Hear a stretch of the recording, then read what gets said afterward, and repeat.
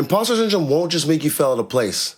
It will actually ruin your life. Doran Wills here. What I want to do in this video today is give you my pain-free ways that I've gotten over this and how wherever you are in your journey of mastery, beginning, end, middle, you're going to be able to transform this feeling immediately. Now, what is imposter syndrome and why do so many people suffer from it?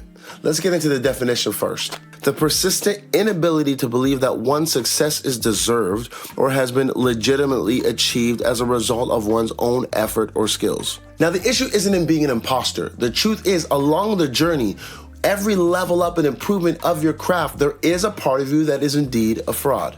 But this feeling is a healthy feeling. It's what pushes us to continue to work on our craft. And if you are a lifelong learner, you understand that the more you learn, the more you understand there's so many things you didn't know before inside the nuances of the craft. And the higher you get to that level of mastery, the more those nuances become apparent and become smaller and smaller and are harder to get off that plateau and build. Now, what seems to stifle and hold people back is in the identifying as an imposter rather than an imposter in training. Your intention is important, and labeling your intention and your identity for what it is and what you wish it to be is absolutely key. Identity fuels action, and action creates habits, and habits are the part of a practice.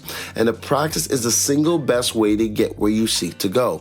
Seth Godin, The Practice. What makes you the thing is doing the thing. Now, let me give you a bit of context. My journey starts 10 years ago. I'm in university, I'm playing football. One day that all comes to a stop. But I'm still in school, so I'm trying to figure out what do I actually want. And it's not that business school. So I drop out and I say, you know what? I think I've always wanted to become a singer and work on music. Crazy enough, I start making songs. I make some friends in the space that get me into doing different gigs, start singing and doing backup for different artists. And now I'm doing about 60 shows a year. I'm recording in my studio and I'm having a good time doing that the majority of my time. Now, the thing that's important to note is that I just decided I wanted to do the thing, and I went and did the thing. Now, let's not disregard all the time I wasted, seriously, in between. But eventually, I got up and did the thing. All I did was simply do the thing till people started to acquire my services because they saw me as a guy who does a thing because I do. So that brings me to my second point. The idea of creative block has always fascinated me. Really, I've come to understand it's a plateau of sorts that all levels of mastery have to endure to get to the other side and see improvement.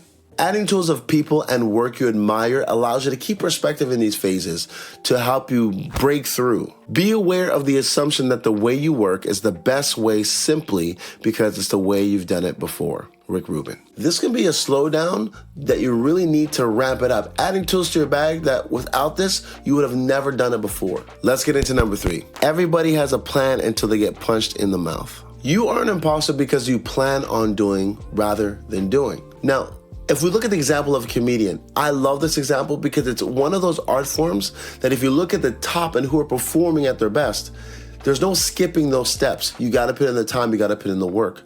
Now, if you think to yourself, you might think you're funny in groups. You might think you're funny amongst your friends. You might tell jokes in your family get-togethers. But there's nothing like having to stay up late, go to a club, beg for a couple of minutes on stage, especially your first times. You get up there, you tell a joke, nobody laughs. They might actually boo you. Maybe even worse, they take pity on you. You get done off that stage, you're paid $0. You go home, you write a new joke, and you come and you do it again. And you do it again until you get 2, 5, 15 minutes, 30 minutes, you build a name, and maybe you're building out an hour. But these are years and years of you just taking swings and taking chances, being vulnerable, out in public, not even in the safety of your own home. Now you have to think to yourself, are you putting yourself in places and opportunities that you just have to get in there and fail and do what you have to do to be called whatever you want to be called? You have to force yourself into opportunities that force you into becoming the person you want to become.